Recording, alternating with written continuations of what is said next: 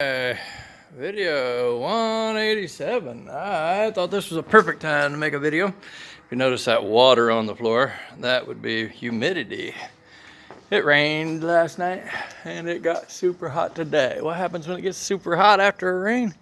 Well, water. I'm soaking wet. Anyway, got my 2 forward stringers made. I have not waterproofed them yet. I got another bulkhead in there. That's 3/4 inch plywood. I got the lower piece down there. You ask yourself, Rod, why you make a lower piece like that? You already had that one big one. Well, that's where the deck's gonna sit, and I messed up on my floor height on that piece behind it. So I found a way to correct it without causing myself too much grief by just putting in another board. And then there's gonna be 2 stringers put up here. So I gotta take that back down, acetone, sand up there, and get that piece out here. Now, the plan for today was to go around the boat, and every place that I think needed more peanut butter, go ahead and sand it and prep it. Got it sanded, haven't acetoned it yet. Right here. Could use some chop strand mat, could use some peanut butter. So I got it sanded, haven't got them acetoned yet.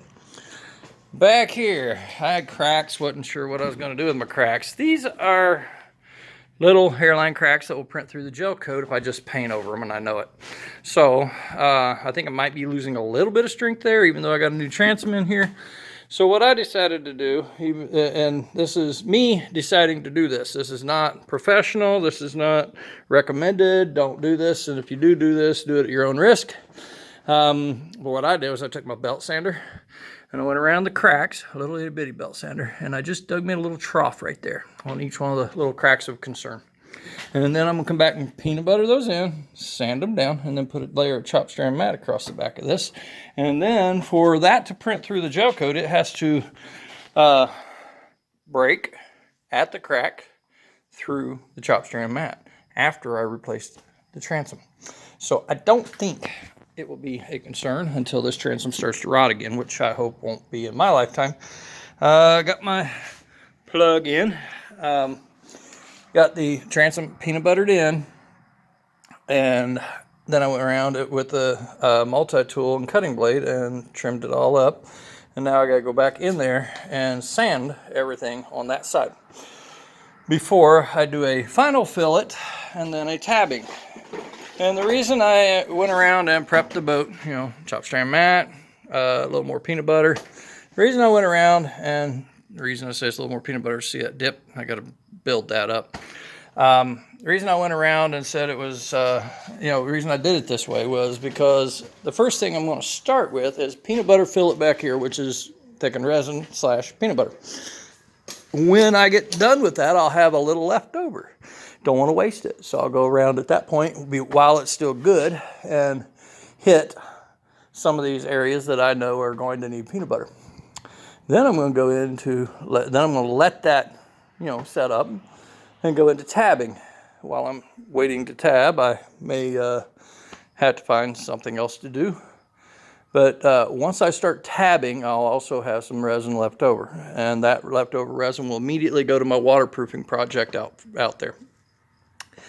And once that is done, and I got them waterproofed, then if there's leftover resin on the last piece of waterproofing, then I can go straight into adding some CSM in some of these low spots that are ready for CSM that have to be built up and strengthened. You take a look at this right here, okay? This right here, that ain't gonna stay, okay? That's where the tie down goes. But if it were gonna stay, I can't just leave that like that. I need a little CSM over it, maybe a couple patches, different sizes, built up, well, to hold that plug. Well, to do that, I would have to sand a little concave and build it up from there. Well, I've got little concaves just from my sanding across the hull that need to be built back up. And even though they're not necessarily patching holding in a patch, that will be the build up. This needs a little more peanut butter before I get to that. But again, once this is built up with peanut butter to the right level and sanded and corrected, then I want to drop it down just a little bit and put some CSM over it, out past it, to hold it at this juncture so that peanut butter don't fall out. So it's a work in progress. It's 4 o'clock. It is July 20 something. July whatever Saturday is on 2020. I think it's 24th.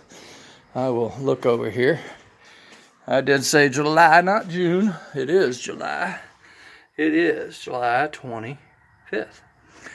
And it is 4 o'clock, and I am hot, I am tired, and it's going to get cooler, and it's humid.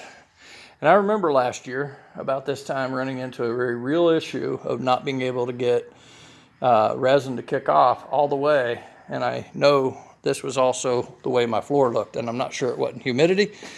Not sure 100% what the issue was, but I know this: I ain't stopping.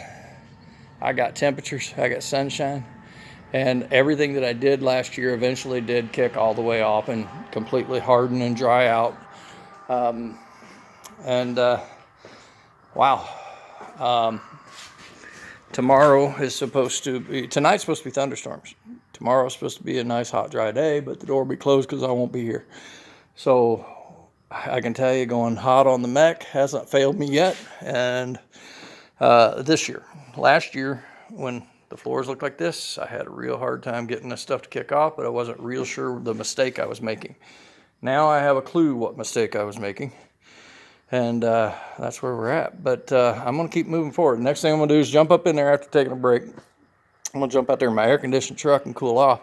And I'm going to jump up there and sand the transom on the inside and start acetoning everything. And I got some sanding to do up front where that bulkhead's going to go. But I'm going to sand everything that I intend to put resin on. And when I do that, it'll be real soon, but when I do that, then we'll go straight into doing some other stuff. But yeah, it's been a warm one today. Warm, hot, sticky, humid. Not really drying anything out. You would think once you raise the temperatures, you would dry things out, but that's not the case today. It is humid. Thanks, and have a great day.